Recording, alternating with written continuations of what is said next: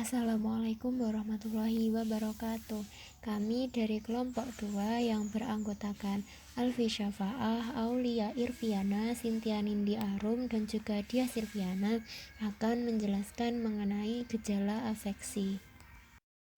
Baiklah, yang pertama saya akan menjelaskan mengenai pengertian gejala afektif. Gejala afektif adalah unsur kejiwaan dari sisi emosi atau rasa.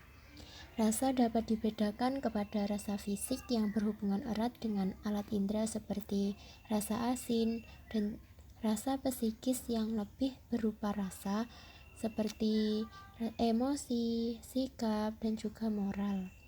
Jadi dapat dikatakan bahwa gejala afektif ialah gejala pada diri seseorang yang berkaitan dengan perasaan seseorang atau yang dirasakan. Dan yang kedua yaitu mengenai pengertian perasaan. Perasaan adalah suatu pernyataan jiwa yang sedikit banyak bersifat subjektif untuk merasakan senang atau tidak senang dan yang tidak bergantung kepada perangsang dan alat indera. Sedangkan menurut Profesor Hoekstra, perasaan adalah suatu fungsi jiwa yang dapat mempertimbangkan dan mengukur sesuatu menurut rasa senang dan tidak senang. Nah, di sini terdapat perbedaan ya antara gejala afektif dan juga perasaan. Yang tadi gejala afektif itu bisa berupa rasa emosi jiwa maupun rasa yang dirasakan dalam fisik seperti rasa asin, asam, dan lain sebagainya. Kemudian dalam perasaan ini ialah perasaan yang dirasakan dalam jiwa seperti rasa senang, tidak senang, sedih, dan lain sebagainya. Yang selanjutnya yaitu mengenai ciri-ciri perasaan. Yang pertama, perasaan selalu terkait dengan gejala kejiwaan yang lain, khususnya persepsi. Contoh yaitu perasaan gembira saat menonton pertandingan sepak bola karena tim sepak bola favoritnya menang. Ciri yang kedua yaitu perasaan sifatnya individual atau subjektif. Contohnya, pada saat menanti anaknya pulang dari sekolah, si ibu mungkin cemas, tetapi si bapak mungkin tenang-tenang saja. Dan ciri yang ketiga yaitu perasaan dialami oleh individu sebagai perasaan senang dan tidak senang. Contohnya, seorang mahasiswa perasaannya senang karena nilai ujiannya baik. Seseorang mahasiswa tidak senang kepada dosen yang cara mengajarnya tidak jelas. Kemudian yang selanjutnya yaitu faktor yang mempengaruhi timbulnya perasaan. Nah, yang pertama, timbulnya perasaan dipengaruhi oleh keadaan jasmani atau fisik individu yang bersangkutan. Contohnya yaitu perasaan individu yang sedang sakit lebih sensitif dibandingkan orang yang sehat. Yang kedua yaitu faktor yang mempengaruhi timbulnya perasaan. Struktur kepribadian individu mempengaruhi individu dalam mengalami suatu perasaan. Contohnya, individu yang kepribadiannya mudah marah sehingga akan menimbulkan pengaruh kepada individu lainnya. Yang selanjutnya yaitu dimensi perasaan. Terdapat 3 dimensi perasaan menurut Wundt. Yang pertama, senang atau tidak senang. Yang kedua, excited atau inner feeling.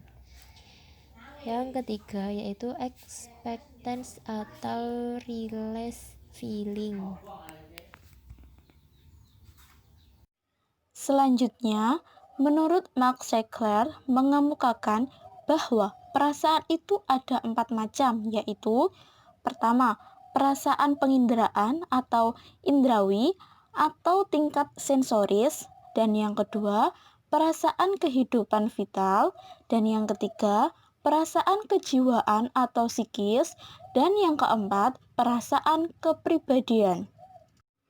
Selanjutnya, saya akan menjelaskan mengenai macam-macam perasaan. Bigot telah memberikan ikhtisar mengenai macam-macam perasaan itu yang kiranya sangat berguna sebagai rangka pembicaraan. Adapun ikhtisar tersebut adalah sebagai berikut. Pertama, Perasaan jasmani atau rendah meliputi perasaan sensoris, perasaan vital, perasaan rohaniah. Kemudian yang kedua itu ada perasaan rohaniah, meliputi perasaan intelektual, perasaan kesusilaan, perasaan keindahan, dan perasaan sosial, perasaan harga diri, perasaan keagamaan yang terakhir.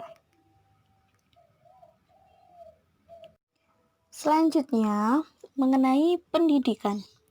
Pertama, nilai perasaan bagi manusia pada umumnya antara lain sebagai berikut. Pertama, dengan perasaan kita bisa menyelesaikan diri dengan keadaan. Dan yang kedua, dengan perasaan kita dapat ikut merasakan atau mengalami apa yang dirasakan oleh orang lain. Yang nomor 2 itu jelas ya. Terus yang nomor 3, dengan perasaan ketuhanan kita dapat bersama-sama merasa senasib. Dan yang terakhir, dengan perasaan manusia dibedakan dengan makhluk selain manusia. Terus selanjutnya ini ada yang kedua, nilai perasaan dalam pendidikan antara lain sebagai berikut. Pertama, perasaan dapat membawa manusia ke arah kebaikan dan keburukan. Jelas, jadi perasaan kita itu bisa kadang sangkanya baik, berprasangka buruk, itu jelas. Terus yang kedua, perasaan-perasaan rohaniah dapat menimbulkan kebahagiaan bagi manusia. Terus yang ketiga, hindarkan segala sesuatu yang dapat menimbulkan rasa rendah dan rasa pada anak. Dan jahat pada anak maksudnya. Terus yang terakhir, akan timbul rasa diri positif tapi tidak sombong. Kemudian pendidik dapat memanipulasi peserta didiknya sesuai dengan tujuan pendidikan. Sekian dari kelompok kami. Apabila ada kurang lebihnya kami mohon maaf. Wassalamualaikum warahmatullahi wabarakatuh.